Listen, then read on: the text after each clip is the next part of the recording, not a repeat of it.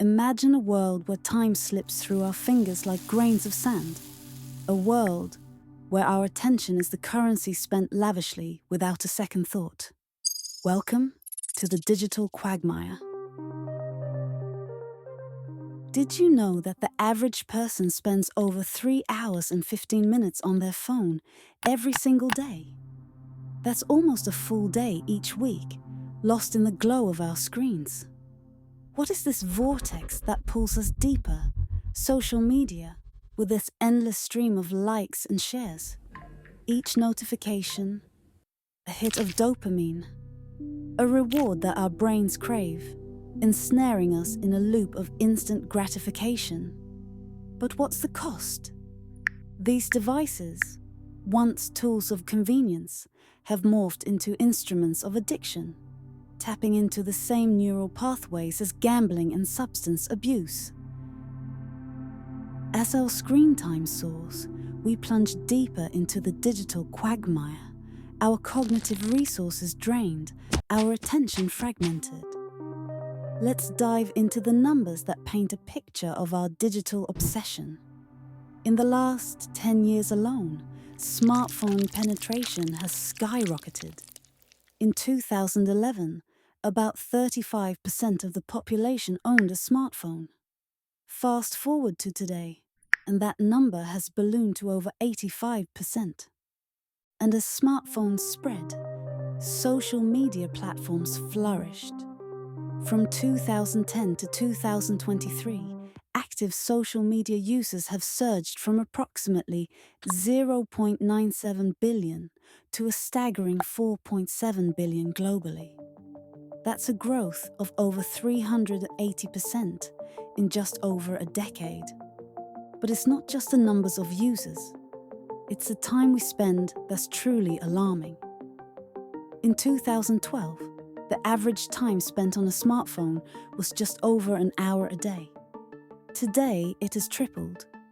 But before we cast our digital devices as the villains of our time, let's turn the pages back to a different era.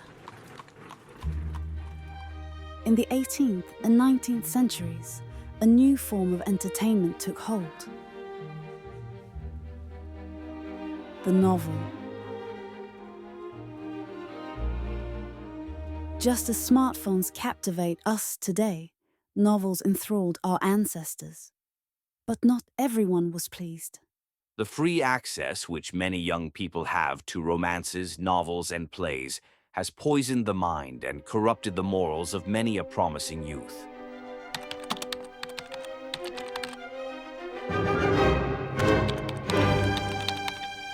Novels teach the youthful mind to sigh after happiness which never existed, to despise the frugal comfort and honest labor which are appointed by Providence. Society once trembled at the thought of novels corrupting the mind. These books, they feared, would lead young women and the working class astray, making them lazy, distracted, and disconnected from the harsh realities of their world. Just as we debate the impact of digital media today, the intellectuals and moralists of the past warned of a literary epidemic. Novels, they claimed, were an indulgence that would erode the reader's sense of duty and discipline. But as literacy rates rose and novels proliferated, something unexpected happened.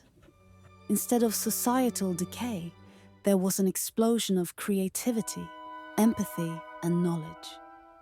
Despite the dire warnings, the number of novels published soared. In the 1770s, less than 100 new novels were printed. By the 1830s, that number had exploded to over 700 a decade.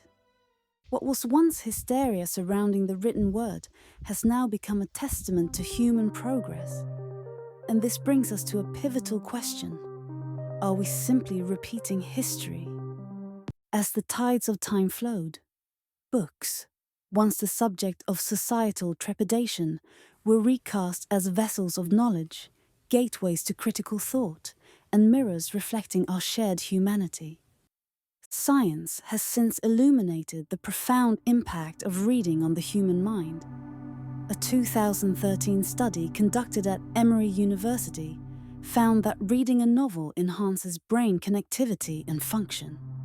The act of becoming engrossed in a story strengthens our ability to understand others and see the world through different eyes.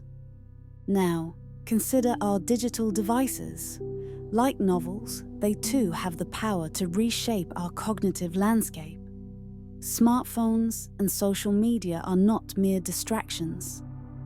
They can be conduits for cognitive growth. Research from the University of California, Irvine, suggests that navigating the digital world can enhance our ability to multitask and process information rapidly. Users adept at switching between different forms of digital media are often better at filtering out irrelevant information and focusing on the tasks at hand. According to a study published in the journal Computers in Human Behavior, strategic use of digital platforms can improve problem-solving skills and enhance creativity. Participants who use technology for complex tasks demonstrated improved cognitive abilities, comparable to those gained from traditional learning methods. And what of empathy in our digital communications? A study by Michigan State University found that the emotional content in text messages can elicit empathy in readers, similar to face-to-face interactions, challenging the notion that digital communication is devoid of deep emotional connection. In educational settings, the integration of digital media has revolutionized learning. Interactive apps and online platforms cater to diverse learning styles, fostering an environment where personalized education is not just a concept, but a reality. And it's not just the young who benefit from this digital renaissance. A study from the University of California, San Diego, suggests that seniors using social media can experience improved cognitive capacity and a sense of social connectedness, combating the isolation that too often accompanies aging. We now enter an era of transformation, a digital renaissance, where smartphones and social media emerge not as mere gadgets of distraction, but as powerful instruments of positive change. In the realm of education, tablets and e-learning platforms break geographical barriers, bringing quality education to remote corners of the world. UNESCO reports that mobile education initiatives have increased literacy rates in developing countries, turning a once scarce resource into a wellspring of knowledge. In healthcare, telemedicine has become a lifeline, especially during global crises. The World Health Organization recognizes the surge in digital health services, with telemedicine consultations increasing patient access to care, reducing the burden on healthcare facilities, and potentially saving lives. For the disabled, smartphones are more than a convenience. They are a gateway to independence. As we venture deeper into the information age, we must ask, what are the long-term biological consequences of our intimate dance with smart devices? Neuroplasticity, the brain's remarkable ability to reorganize itself, suggests that our grey matter is already adapting. Research indicates that constant interaction with technology may be carving out new neural pathways, optimizing for rapid information processing and multitasking. Consider our vision. The average screen time has soared, and with it, the demands on our visual cortex. Some scientists speculate that in response, we may evolve a more robust visual processing area, better equipped to handle the barrage of pixels and light from our myriad screens. And what of our hands? Those precision instruments of touch. The dexterous dance of fingers on touchscreens may lead to refined motor skills. In fact, a study from the University of Zurich found that frequent smartphone use is associated with changes in sensory-motor brain regions, hinting at an evolutionary nudge towards enhanced digital dexterity. These speculations open a window into a future where biology and technology continue to intertwine.